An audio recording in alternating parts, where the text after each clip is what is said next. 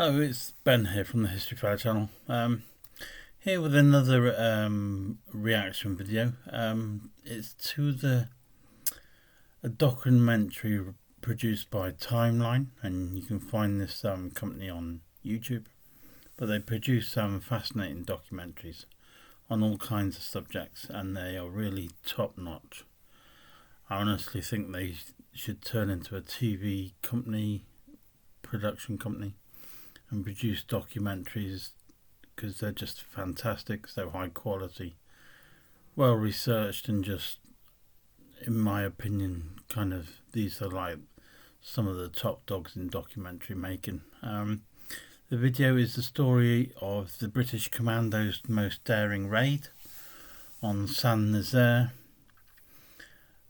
also called Operation Chariot, but this was during World War II.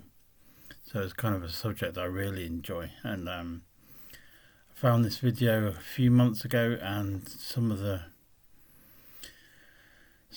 documentary subjects are brilliant and they're so well done. But this is also presented by Jeremy Clarkson, who some might know from Top Gear, and whilst some people have a love-hate relationship with him, and some might think he's really popular and some might really dislike him, I actually think him doing this program adds just something to the story, the way he tells it and that sort of thing. So I probably won't interrupt or pause the video too often, but I'll probably do it in two halves, because it's an hour-long documentary, so I'll do 2 half-hour videos. So let's get going, and hopefully you'll enjoy it.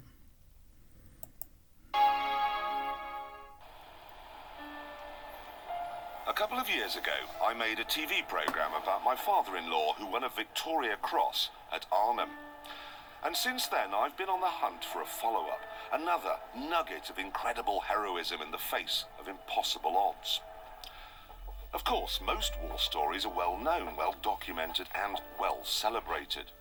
The Battle of Britain, Rorke's Drift, and so on. But one day, while trolling through a second-hand bookshop, I came across a story that's hardly known or celebrated at all. It's the story of an amazing battle, a battle where more VCs were earned more quickly than any other action in the Second World War. It's a story full of ingenuity, pluck, and genuine courage. It had the lot. Having read it, I decided to do some digging, and it turned out that while very few people in the outside world know anything about this extraordinary battle, they certainly do in military circles, and they call it the greatest raid of all.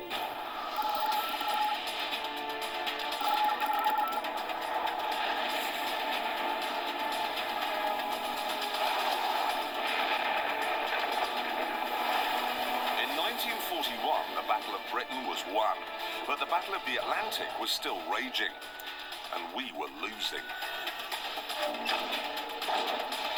German U-boats were running amok among the convoys bringing supplies from America. 9 million tons of shipping had already been sunk, and the shipyards in Britain simply couldn't replace it fast enough. Britain was beginning to starve.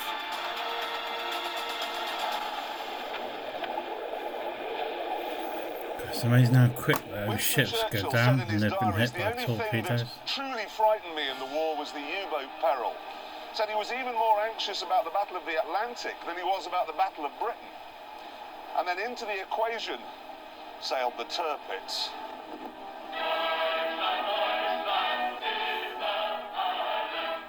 Tirpitz was the fastest and most modern battleship in the war. Even though her armour was a foot thick, she could thunder along at 30 knots. And with 8 15-inch guns, she packed a huge punch. Certainly, the Royal Navy had very little in its arsenal to take on a ship of this magnitude. And that was a nightmare for the people who worked here in Churchill's war rooms. The Tirpitz ship, obviously a German ship, was so huge, Literally, there wasn't anything out there that could really put up a fight against the Tirpitz. So the main plan was to try and keep it in the Norwegian fjords throughout World War II, so that they didn't want to get and lose out in the Atlantic, because it would have turned the tide of the whole war.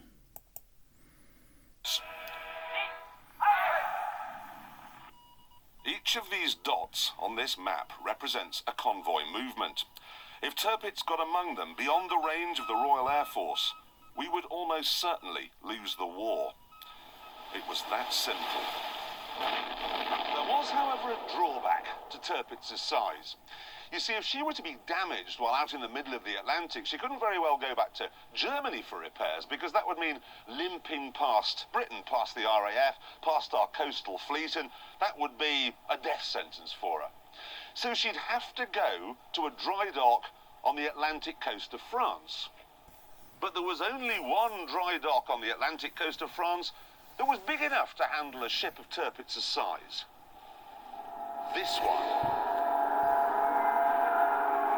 This is the Normandy dock in Saint-Nazaire. It had been built in the 30s when France was making giant ocean liners. And now, to make sure the Tirpitz could never have a home on the Atlantic seaboard, It's huge. it had to be destroyed. Now, the only way that you could put this dock out of action is to destroy this gate. And that was a problem. It couldn't be done with a naval bombardment, because the mouth of the estuary is actually 6 miles away in that direction. It couldn't be done with a submarine, because this whole area was crisscrossed with anti-submarine nets. Couldn't be done over land, because northern France was in German hands, and for 2 reasons, it couldn't be done from the air either. Firstly, Second World War bombing raids were notoriously inaccurate. Only 22% of bombs landed within 5 miles of the target.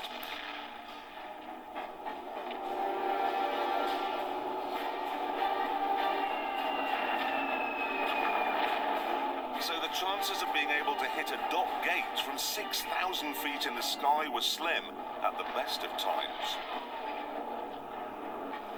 And it wouldn't be the best of times, because right next door to the dry dock were 14 U-boat pens. Yeah, just to make it even harder.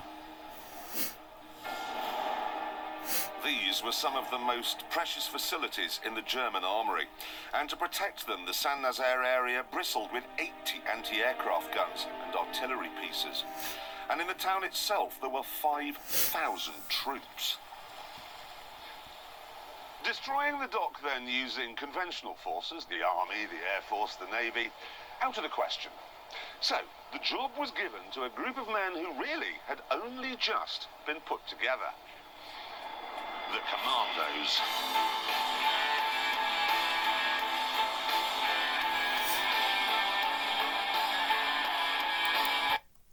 The Commandos were like the forerunners to the SAS and today's special forces that you see all around the world.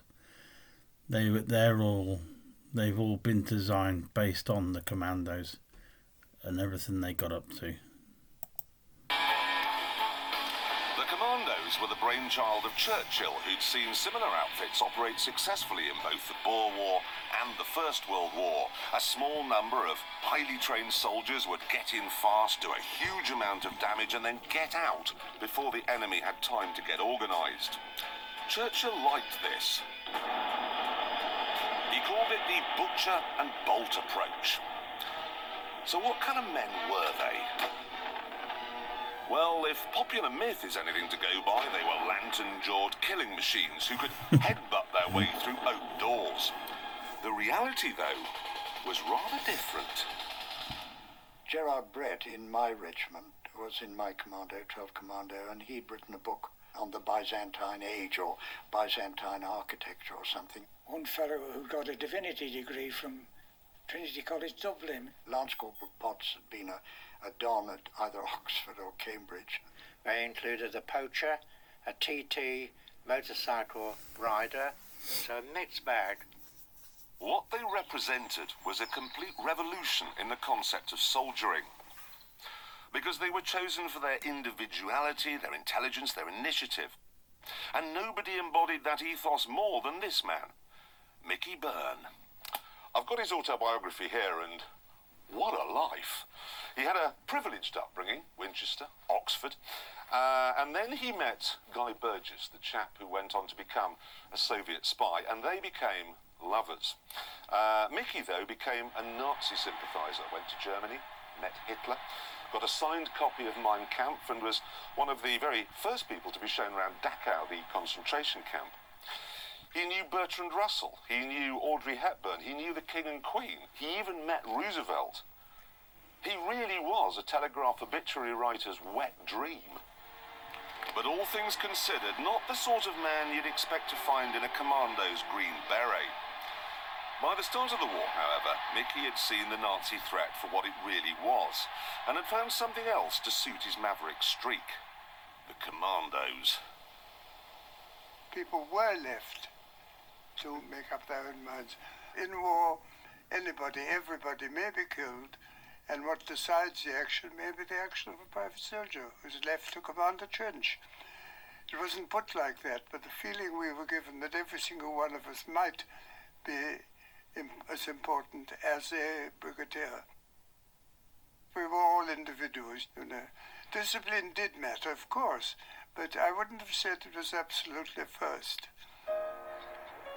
The commando forces were made up of volunteers from any of the regular army units, and the philosophy of how they went about their daily business was a million miles from that of the conventional military. For a start, they didn't bother with barracks or regimental headquarters because the commandos didn't want to waste training time on mundane chores such as cleaning or maintenance. Instead, they simply got digs in a nearby town. And there was no sergeant major on hand to tell them what to do every minute of the day. Instead of saying parade tomorrow on the main square in Weymouth, it might be parade tomorrow at 10 o'clock on the in the marketplace at Dorchester, and find your own bloody way there, you know. You weren't shouted at. There wasn't any of this shouting or bullying or anything that you got in the regular army. You led by example. So, you know, the officer had to do they were everything treated that you like did. adults. If the officers can do it, I can do it. If the officers can do it. Unfortunately, though, the British Army top brass were a deeply conservative bunch, and they really didn't like the new commando philosophy. The regular army were doing their best to get us disbanded. They hated us, some of them. We were a nuisance. And because our standards were so high, we'd creamed off the best of the people in the regiments. And in fact, a lot of COs refused to allow people to volunteer. This resistance by the regular army certainly got Churchill's back up. What I have here is a letter he wrote to the Secretary of State for War. And he says, I hear that the whole position of the commandos is being questioned. They've been told no more recruiting and that their future is in the melting pot. Says he feels very strongly about this. Says the defeat of France by Germany was accomplished by an incredibly small number of highly equipped elite, while the dull mass of the German army came on behind. And then here, for every reason, therefore, we must develop the commando idea. Pretty clear cut. As 1941 drew to a close, Japan joined the war, and the Royal Navy had to send a fleet to the Far East. So there was even less to hold the Tirpitz at bay. What's more, we were losing the Battle of the Atlantic. We were losing in North Africa, and London was in ruins. So if Churchill's commandos really could smash up Saint-Nazaire, it might give a sense back home that Britain wasn't finished just yet.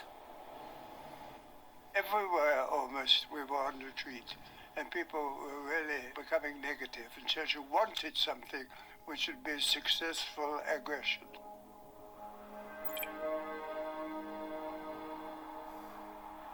The plan to destroy the 1,500-ton dockgate was codenamed Operation Chariot, and it was certainly bold. The Commandos would get hold of a couple of destroyers from somewhere and sail them from Cornwall over to western France. Now, one of these destroyers would be filled with explosives.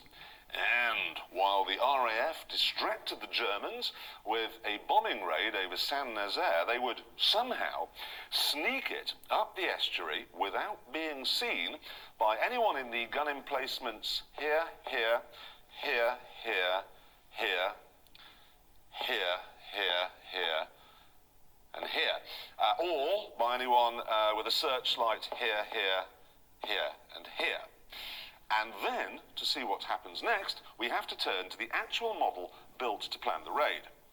The destroyer, with the explosives in it, would ram the dock gates here, and the Commandos would jump off, and right underneath all the guns positioned to protect the U-boat pens here, they'd run around, shooting anything that moved, and blowing up anything that didn't.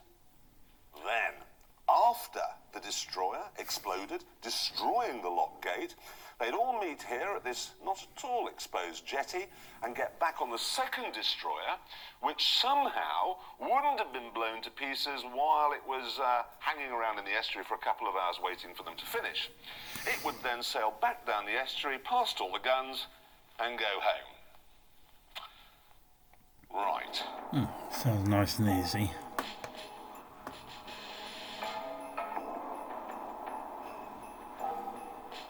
The plan was presented to the War Office by Louis Mountbatten, head of the Combined Operations Unit, and unsurprisingly it met resistance. One Commander-in-Chief was particularly vocal. I remember he started the meeting by saying, "Well, Dickie, old cock, if you're prepared to lose all your soldiers and all your ships, I suppose you can take on this task which I regard as absolutely impossible." I said, it's the fact that it is regarded as impossible which makes it possible. The Germans will never think we'll attempt it.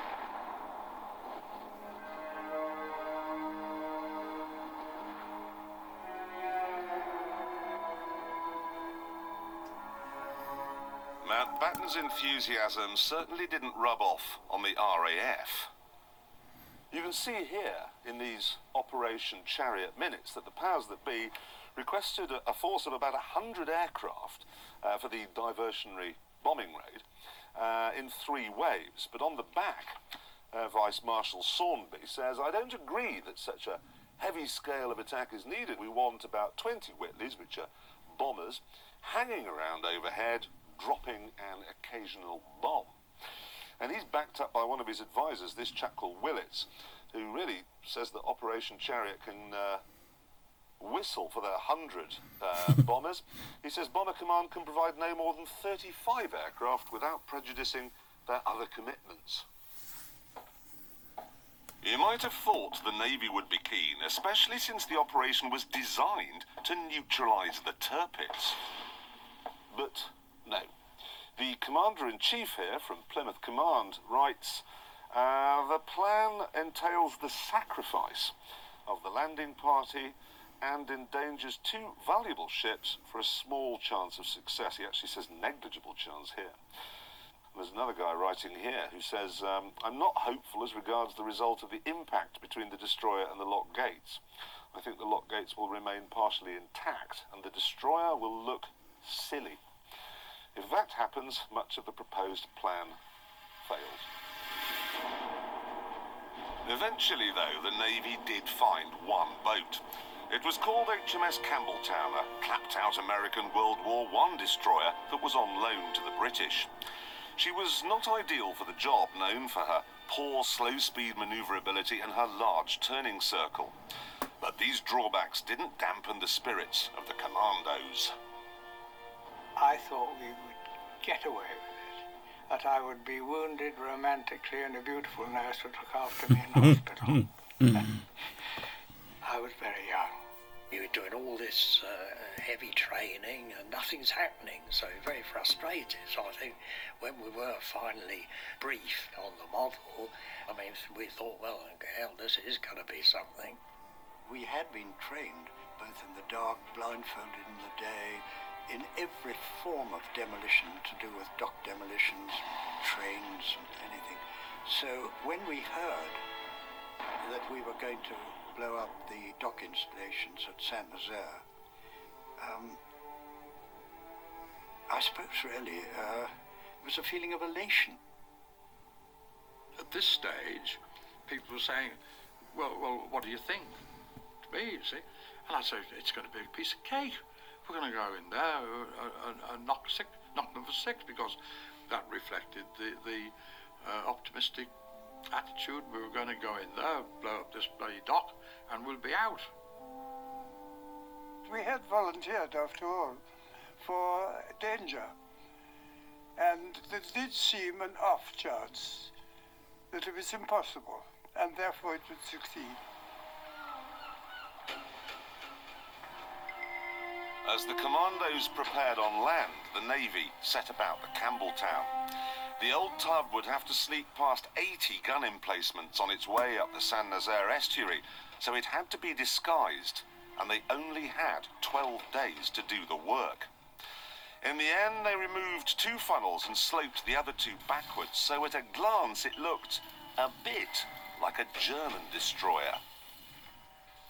And then there was the problem of turning it into a time bomb. This job was given to a brilliant young naval officer called Lieutenant Nigel Tirpitz. He was a shy chap with a stammer who, when his girlfriend announced that she'd become fond of him, replied, well, then I suppose we shall have to get married.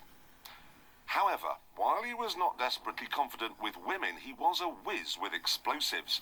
One of the best students the Dartmouth Naval College had ever seen. Marriage or finding a girl seemed a much he easier faced job difficulties back with then. how you turn a whole ship into a bomb.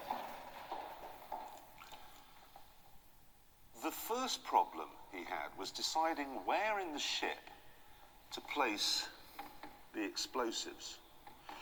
Because you see, if you can imagine, this is the gate to the dock and this is the ship. What's going to happen after it hits? I mean, is it just going to end up here, in which case you want the bomb in the front?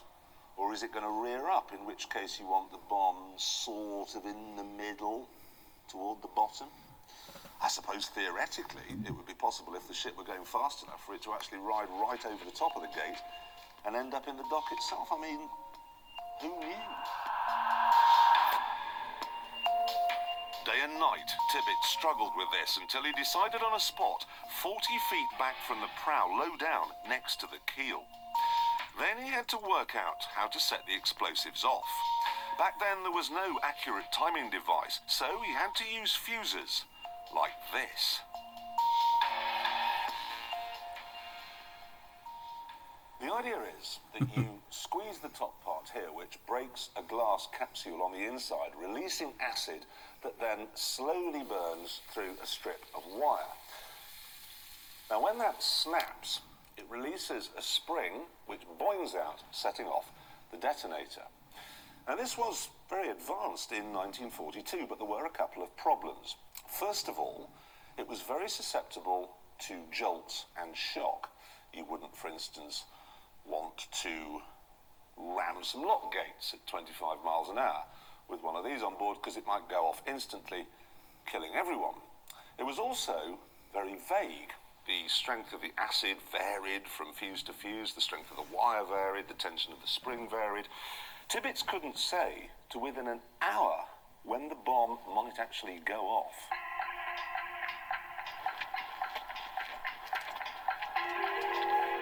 Choosing what explosive to use, however, was fairly straightforward.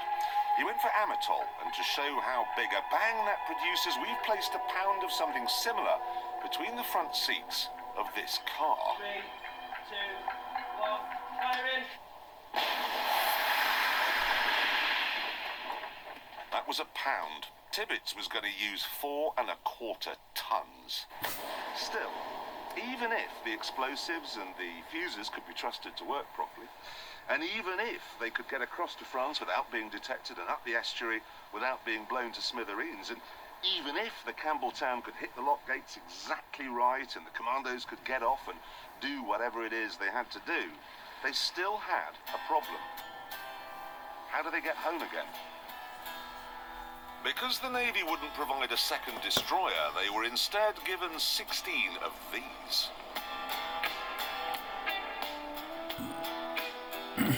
Today, this Fairmile ML is a tourist boat taking trippers around Tor Bay, and certainly it's better suited to this than it ever was for Operation Chariot.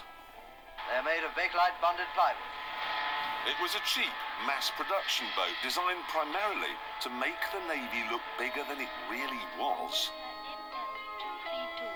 May God speed all who sail in her. It certainly wasn't particularly good in the open sea. It tended to roll badly in a swell, which made everyone on board queasy.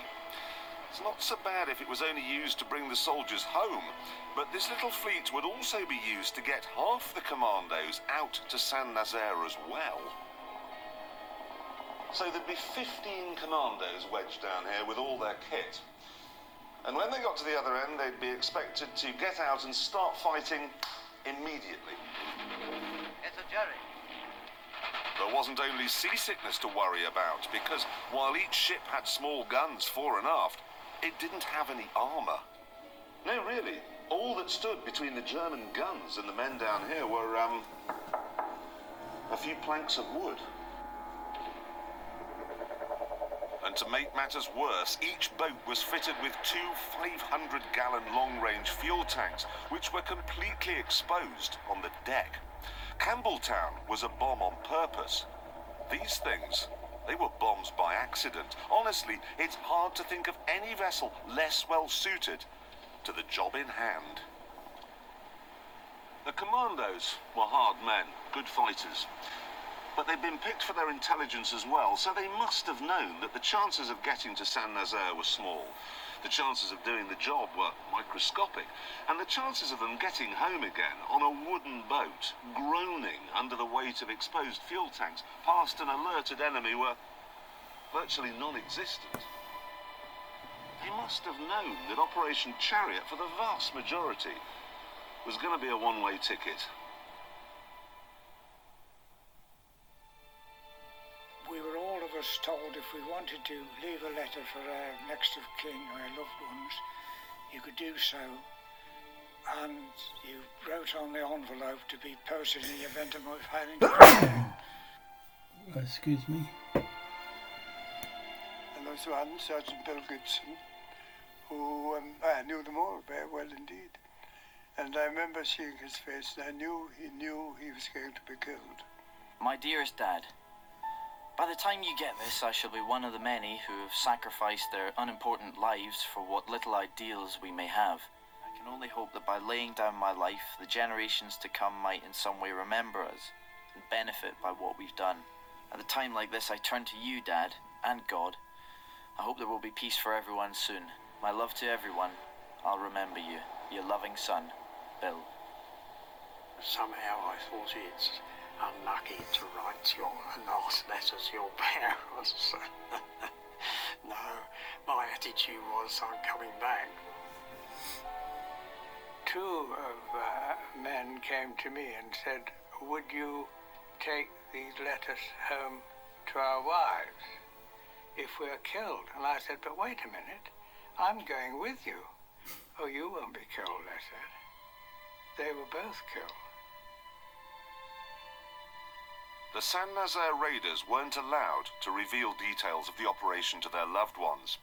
But for the bomb designer Nigel Tirpitz, recently married and the father of a young son, the thought of keeping his wife in the dark was too much. So he told her. And she said afterwards they both sort of knew he wouldn't be coming back.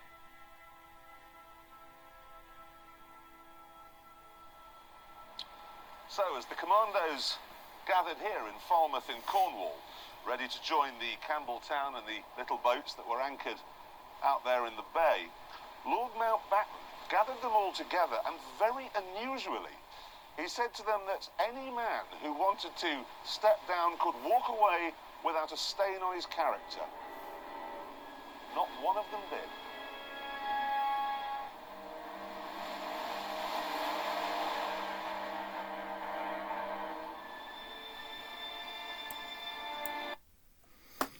Right, well, I think we'll pause the video there, and obviously I'll do the second half of the documentary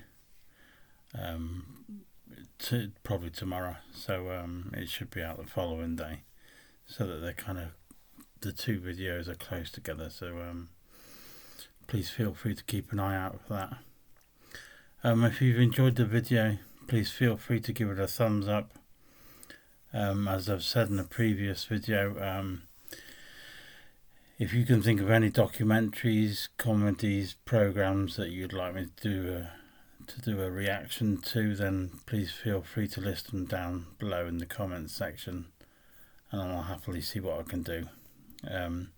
Sometimes there's issues with copyright and that, but I'll try my best to try and work around them anyway. But other than that, if you haven't subscribed to the channel, then please do, and don't forget, give the video a thumbs up if you're enjoying it, and the next one will be along very soon. So thank you very much for watching, and I shall see you very soon indeed.